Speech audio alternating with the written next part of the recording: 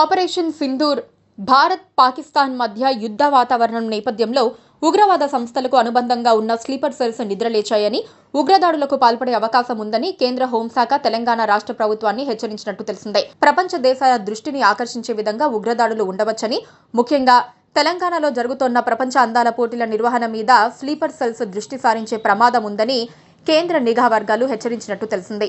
Outdoor ప్రాంతాల్లో నిర్వహించే అందాల పోటీల ఈవెంట్స్ ను డేగ కళ్లతో నిశితంగా గమనించాలని ఆదేశించినట్టు సమాచారం.